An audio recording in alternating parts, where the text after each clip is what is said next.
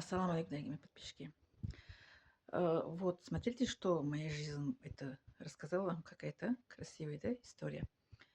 Аллах лучше знает, что со мной случилось. Это, во-первых, предопределение Аллаха. Мы были на родном городе. Соседи сказали мне родители, что отвези девчонки это в столице, там безопаснее. Приехали в безопасном месте. И так случилось. Это предопределение Аллаха, правильно? От предопределения Аллаха человек никуда не может это убежать. Это во-первых. Во-вторых, это сура Ясин, последний аят говорит, что все это случится в нашей жизни по воле Аллаха. А последний аят сура Корова говорит, что Аллах никогда не испытывает своего раба выше его сила, выше его это, как это, энергия. Настолько это его раб сможет это нести, держать, терпеть на это боль, на это испытание, Аллах настолько он испытывает своего раба. Вот видите? Вот это первое я сказала, второе сказала, третье сказала, четвертое.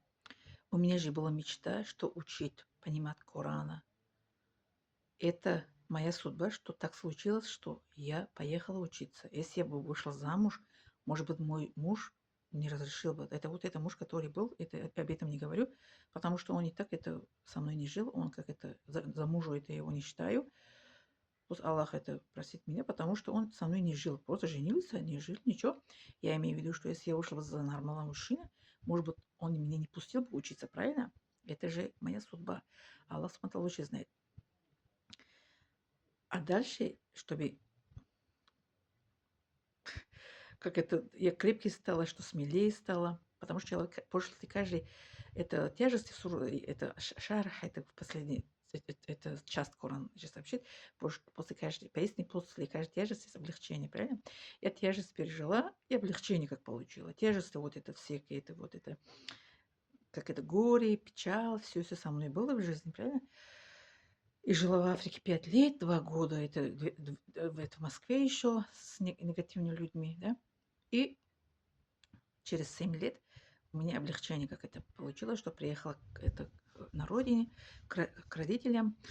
И как это они торжественно они меня встречали, это железнодорожный вокзал. Я приехала на поезд, это когда окончила университет, на поезд на 4 дня. Так решила, я хотела, сказала брату, что хочу на поезд ехать. На самолете, в последнее время, это когда учила это за границей, на самолете летела. Хотела на поезд, потом на поезд это, уехала с Москвы, это Душанбе. И мои родители торжественно меня встретили.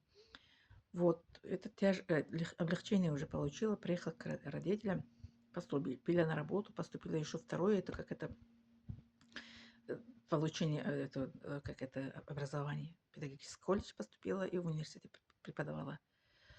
Вот это, что бы ни случилось в нашей жизни, мы не должны сказать, почему так случилось. Я вот хотела сказать, это все по воле Аллаха получается в нашей жизни. Что бы ни случилось, мы должны сказать, что Аллах лучше знает.